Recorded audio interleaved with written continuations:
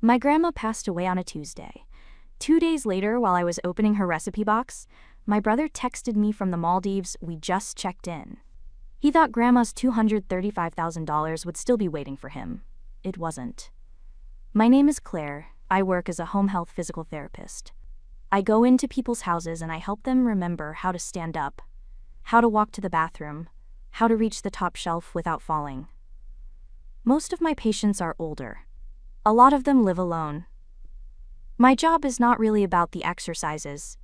It is about noticing the small things they do not say out loud. A wince they try to hide. A shelf that has gotten too high for them to reach. The look on their face when somebody else has to do the thing they used to do themselves. I learned how to see those small things from my grandma years before I knew I was learning. I want to tell you about her before I get to my brother. Because if you do not understand her first, my brother will not land the way he needs to. She was the kind of woman who kept things warm after the rest of the family had forgotten how. My grandpa had passed away a long time before her. She did not sell the lake house. She stayed. She kept the porch swing polished. She turned a little lamp on in the front window every evening at 5 without fail, because she said a house should look like somebody lives in it from the outside too. When I was a kid, if I was having a hard time at school, she did not ask me about it. She made something in her kitchen instead. Banana bread. A cobbler. Something with cinnamon in it. By the time the house smelled like whatever she was making, I had usually forgotten what I had been sad about. I would go up to the lake house on weekends, even after I was old enough to have my own life. I brought my husband Daniel up there the first time 6 years ago, and I watched her look him over quietly, the way she looked everyone over. She made him sweet tea. She decided he was fine in about 4 minutes. He still talks about that afternoon. My brother's name is Evan. He is a few years older than me. He is the one who always had the better room growing up. He is the one our parents made excuses for when he was a kid, and the one relatives made excuses for when he became an adult. Evan has always been in some kind of financial trouble. Nobody has ever said that sentence out loud, but everybody has always known. The business that was supposed to work out did not. The one after that did not. The one after that did not. His wife Leah is a little sharper than he is. She manages him. She also manages how he looks to other people. She is very good at it. Leah was not reckless the way Evan was. She liked plans. Clean versions of things. Which is a different kind of problem. When my grandma got sick, something in both of them changed. They started visiting more. Not in a way that helped her. In a way that asked questions. Evan started saying things at family dinners like, "Has anyone talked about what happens with the lake house?" Leah started asking me gentle questions on the phone about the savings account. One Sunday afternoon, sitting on my grandma's porch while my grandma was asleep inside, Leah asked me whether the savings was separate from the house or bundled together. She asked it the way you ask about the weather. I did not answer her. I changed the subject. I drove home that night and I called a lawyer the next morning. One of the last times I saw her, she was in bed. She was tired in the way people are tired when they have accepted something the rest of us are still trying not to accept. I sat on the edge of the bed. She reached up and started braiding my hair the way she used to when I was 6, slowly. Her fingers did not move quickly anymore, but they remembered how to do this. I did not move. I did not say anything. I think she knew. I think I knew too. But we did not say it out loud. We just sat there and let her hands do the thing her hands still remembered how to do. She passed away a week later. I did not cry at the funeral. I had cried the night before, alone in my car in a parking lot outside the hospice. By the time people were standing around eating casseroles in her kitchen, I was on my way to a lawyer's office. My grandma had prepared most of it herself, quietly, months in advance. My job was not to fight for anything. My job was to finish what she had already started. The lake house came to me. The savings account came to me. $235,000. She had set it up so that by the end of that week the money was already in an account only I could legally access. Not Evan. Not Leah. Not anyone. When I asked the lawyer why she had done it that way, he paused. Then he told me what she had told him when they set it up. She had said, "Evan will fight her over this." He always does. Better she have it before he knows.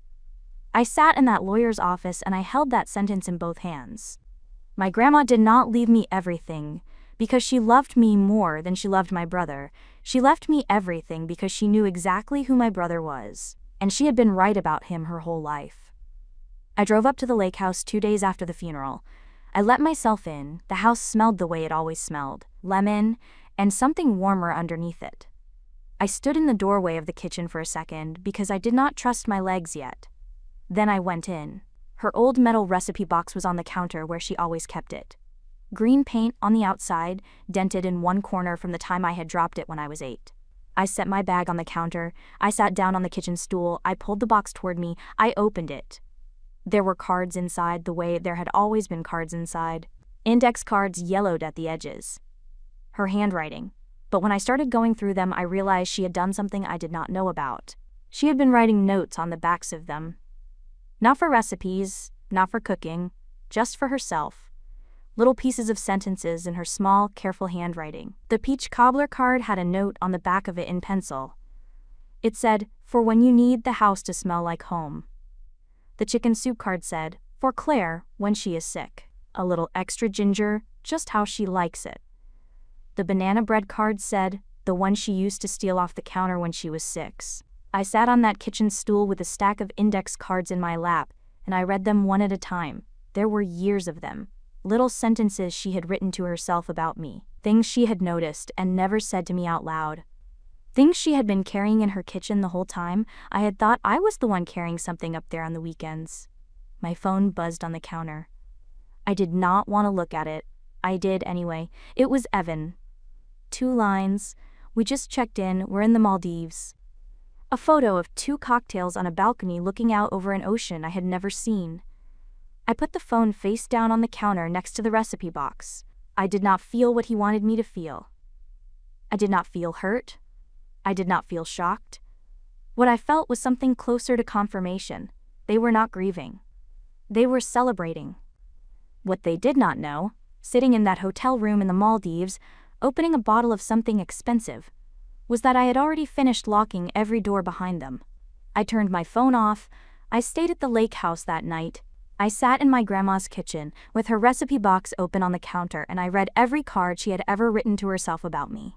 When I finally drove home late the next morning, my husband Daniel was waiting for me on the front steps of our house. He did not ask me any questions. He just hugged me in the doorway and then he made me a cup of tea. Some people ask. Some people just stay in the room with you. I had married one of the second kind. That was the one good piece of luck I had that week. My phone stayed off for 3 days. I knew what was going to happen when I turned it back on. I was not in a hurry. My phone was face down on the kitchen counter when I turned it back on. It lit up for a full minute. Messages, missed calls, voicemails. I did not open any of them right away. I made coffee first. I sat down at the table with the coffee and the recipe box in front of me. Then I picked up the phone. Most of the missed calls were from Evan. A few were from Leah. There was one from an unknown number that turned out to be the bank, because somebody had tried to access the savings account remotely, and the bank had done exactly what my grandma and her lawyer had set up for it to do. It had asked for identity verification that Evan and Leah could not provide. It had frozen the attempt. The bank had called me because my name was the only name on the file that was allowed to do anything with that money. The phone rang in my hand while I was still looking at the screen. It was Evan. I answered on the 3rd ring. I said hello the way you say hello, when you already know what the person on the other end is about to say. He did not bother with a greeting. The voice he used when he wanted something was gone. What was left underneath it was the version of him I had known since childhood.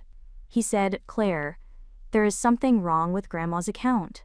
I said, "There is nothing wrong with it." He said, "We cannot access it." I said, "I know." There was a second or two of silence. He did not know what to do with what I had just said. He had expected confusion on my side. He had expected me to ask what he meant. He had expected to walk me through it. He had not expected me to already know. He said, "What did you do, Claire?" I said, "I did not do anything. Grandma did." I heard him take a breath on the other end of the phone. I could almost see him doing it. Standing in a hotel room in the Maldives, Leah probably a few feet away from him with her hand over her mouth. Him trying to find the version of himself that was going to get him out of this.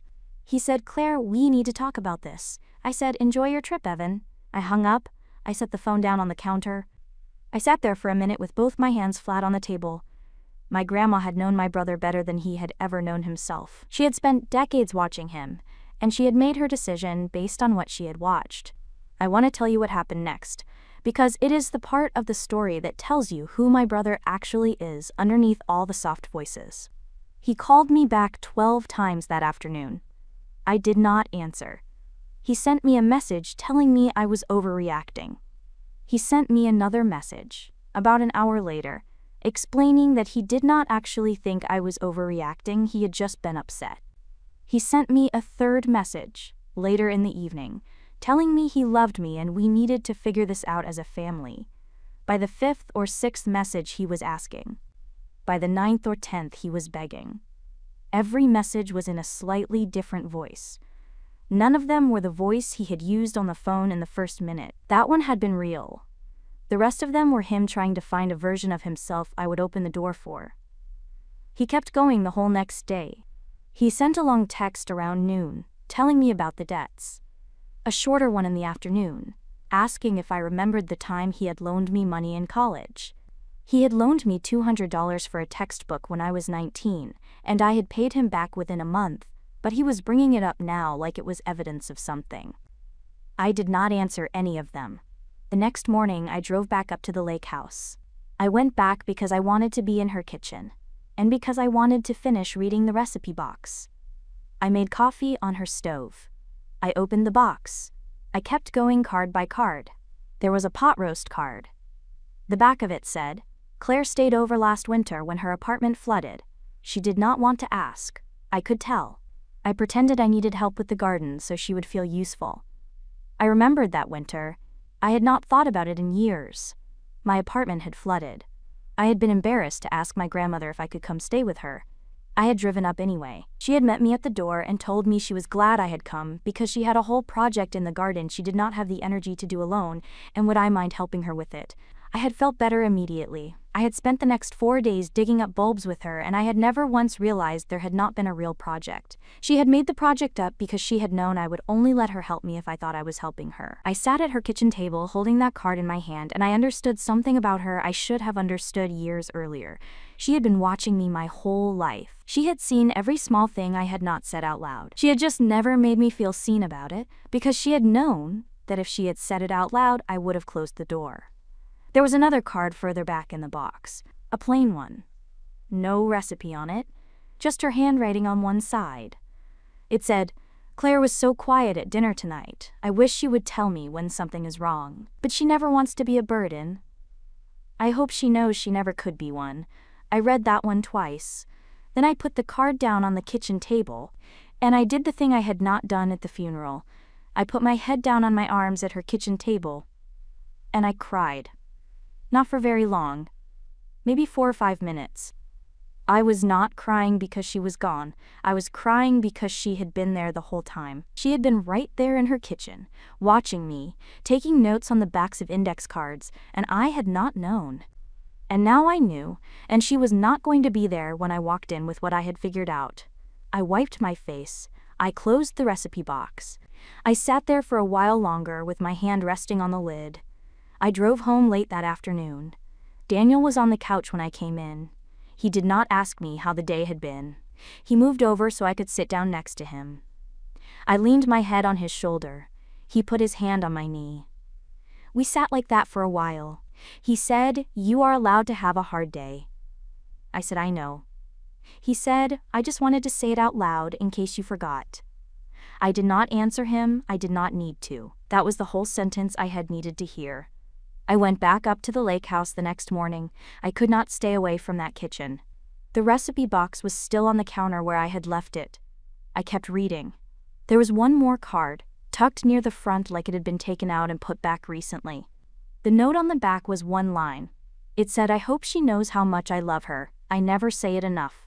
I put that card down on the counter. I did not read the rest of them that day. My phone buzzed on the table again. It was Leah this time. She wrote, "Claire, we really need to sit down and talk about this." She said the word together. She said the word family. She used the word misunderstanding. She was good at these messages. She had practice. I did not answer her either. Over the next 2 days, the messages slowed down. Then they stopped. Then their social media stopped too. For the first few days of the trip, Leah had been posting constantly. Private pool. Sunset dinner. The mental health break hashtag under a photo of a cocktail. After the phone call with me, she did not post anything else. The trip that had been a celebration 2 days earlier had turned into something they were trying to get through quietly. They still had 4 days left on the reservation. There was nothing to post about a trip you were stuck on after you had lost the thing you had flown there to celebrate. I drove home on the last day of their trip. Daniel was in the kitchen when I came in. He looked at me. I looked at him. He said, "They land tonight." I said, "I know." He said, "He is gonna want a meeting." I said, "I know." He said, "Do you want me there?" I thought about it for a second. Then I said no. I said this one was mine to handle. The text from Evan came through at a little after 11 that night. They had landed. He said they needed to meet. Tomorrow. Grandma's place. I typed one word back. Okay. I did not sleep well that night. I lay in bed next to Daniel in the dark, and I thought about the porch swing and the little lamp in the front window and the index cards. I thought about the sentence the lawyer had told me my grandma had said. Better she have it before he knows. I thought about how much she had known about both of us, for how long, while she had said nothing at dinners and smiled and made cobbler and pretended she needed help in the garden. Tomorrow, I was going to sit in her kitchen across from my brother, and I was going to say the things she had known all along and had been too kind to say to him herself. They pulled into the driveway around 10 the next morning. I was already in the kitchen when I heard the car. I had made coffee. I had put the recipe box back on the counter, where my grandmother had always kept it. I had not taken the cards out. I did not need to. Those cards were mine now, and there was nothing my brother was going to say in that kitchen that was going to change what was in them. He came in first. He did not knock. He walked into the house the way he had always walked into her house, like it belonged to him. Leah was behind him. She was walking slower. Her hand was on the strap of her bag, and her knuckles were white around it. They were still tan from the trip. It looked wrong on them in that house. Evan sat down at the kitchen table without being asked. Leah stayed standing. Evan said my name. He was back to the soft voice. He said, "Claire, we need to figure this out. The account, the house, all of it." I pulled out the chair across from him and I sat down. I said, "There is nothing to figure out, Evan. Grandma left it all to me. It is already done." He said, "That is not possible." I said, "It is. And it is done." He sat back a little. He ran a hand through his hair. Then the soft voice started to crack. The way it always cracks when the soft voice is not working. He said, "Claire, this is insane. You manipulated her. She was sick.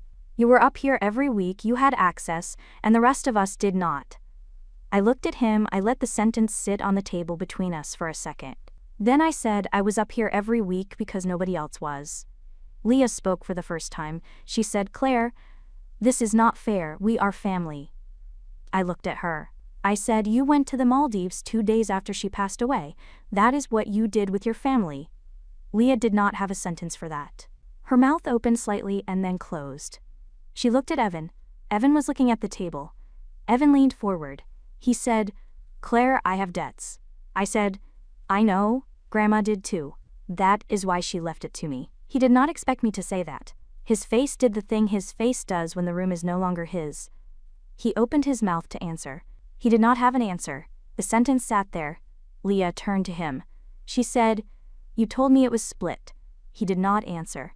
That was the first honest thing he had done all morning. Leah stood there for a second with her bag in her hand, like she was deciding whether she was angry at me, angry at him, or just tired. Then she turned and walked out. I heard her car door open and close outside. Evan was still sitting at the table. He had not moved.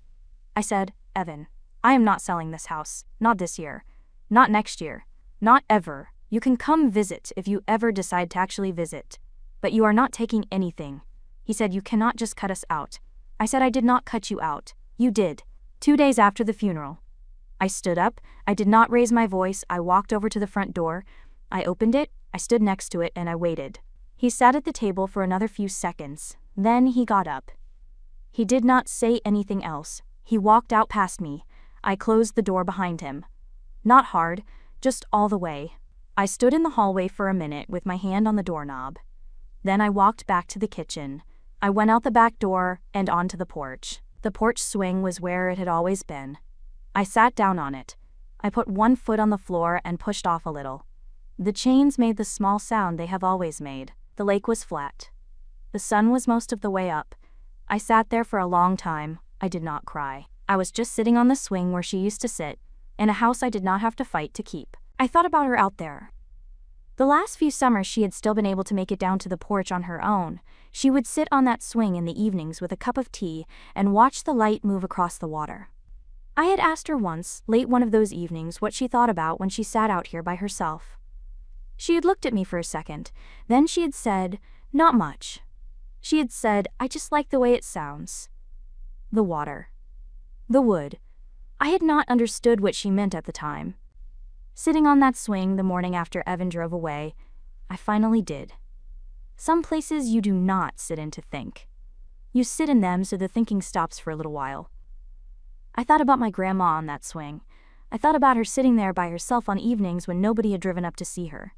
I thought about how much she had known about her own son, how much she had known about both of us, and how in the end, she had made her decision quietly and early and had not burdened anyone with the weight of it until she was already gone. That is who she had been. A woman who had done the hardest parts of her own life by herself so the rest of us would not have to. After a while I went back inside. I went into the kitchen. I pulled the recipe box toward me. I opened it. I found the peach cobbler card. The note on the back of it in her handwriting. For when you need the house to smell like home. I made the cobbler. I sliced the peaches the way she used to slice them, thin and a little uneven. I measured the flour into the bowl. I mixed. I poured. I put the dish in the oven. I sat down at the kitchen table to wait. The kitchen was quiet. The only sound was the hum of the oven and a bird outside the window. After about 15 minutes, the smell started to come out of the oven. That was the part one was not ready for. I had not cried in the kitchen the whole time Evan was in it. I had not cried when I closed the door behind him. I had not cried on the porch. But I sat at her kitchen table with the smell of that cobbler filling up the room around me, and I put my hands flat on the table and I cried.